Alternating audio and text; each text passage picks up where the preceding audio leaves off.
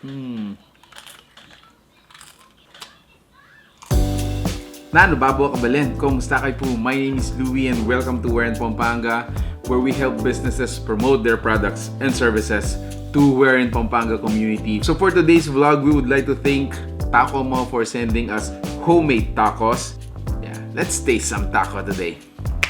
Yun, alright. So, na-open ko na lahat ng ating mga food packages. So, we have cheese. Meron din tayong taco sauce. We have tomatoes, onion, the taco meat, ground meat. We have lettuce and of course yung taco shells. So, let's build our taco. This is the half dozen size. I think, on my estimate, siguro mga 3 to 4 persons pwedeng mag-serve to. Okay, so first, let's put in lettuce. Kakamayin ko na lang, guys. Put in our lettuce. Lettuce. Lettuce Navidad. Ta ta ta ta ta. And then let's put in tomatoes. Just good enough. And then we put in onion.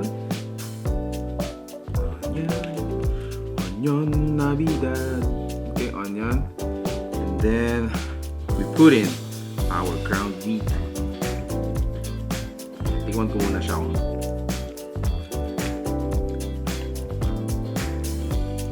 Alright, so it's ground beef. Ground beef siya actually, guys. So let's put it on top. Put it on top. Go some more. And I'd like to put in a good amount of cheese. Guys, cheese. Oh. Konting nahulog pa. And then lastly, sauce. Let's put in our sauce.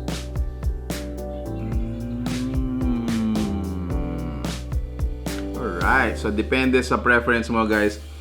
You know, you can have as much as any ingredient as you want per serving. But this is just right for me. So there you have it, guys. Once again, thank you so much, Taco Mo, for sending us this homemade tacos. Just want to give our community a short shout out to Taco Mo for allowing us taste test their homemade tacos. So if you're interested to taste this, make sure to contact their fan page. It's flashing on your screens right now and order from them.